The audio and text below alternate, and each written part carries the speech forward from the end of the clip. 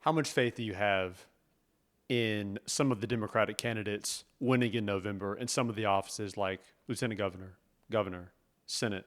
How strong of a chance do you think those candidates have? It's scary, I will say, because it's easy to lose hope in the deep south when you are seeing like the patterns and the history. It you get to a place where you lose hope, and I think that there has been a lot of people rallying and basically showing their support, but it's kind of the same thing that happened in the 2024 election. There were a lot of people that were showing support and they were conveying, hey, I'm going to do this, I'm there. Kamala Harris was like she was having all these rallies and stuff like that. People are showing their support on social media. They're showing their support, but then we get to the election and what do we see? The numbers don't correlate with everything that happened before then. So I feel like that I'm kind of scared that that may happen again. I see a lot of people, for example, Doug Jones. I see a lot of people, talking about him and saying, hey, I'm voting for Doug Jones. I'm doing this. I'm putting in the work. This is what I'm going to do. But when we get to the polls in November, is that going to be a reflection?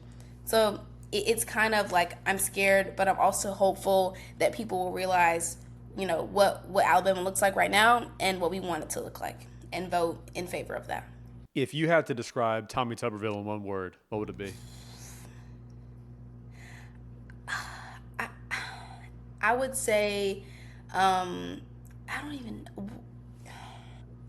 It's interesting, honestly. I will say interesting, just really interesting because the things that he says are just like, I think I hear them and I'm like, this is crazy to say, and like you're saying this on national TV, like people are going to see this, and I'm like, well, I have to think that there are people that align with these ideologies and there are people that support this. So it's maybe 10 years ago it may have been crazy to say, but today, with our political sphere that we have, it's not as crazy. So I think he's a very interesting man, and the way that he goes about things is also very interesting. So yeah, interesting, honestly, and I don't know. If you had to summarize Doug Jones in one word, what would that be?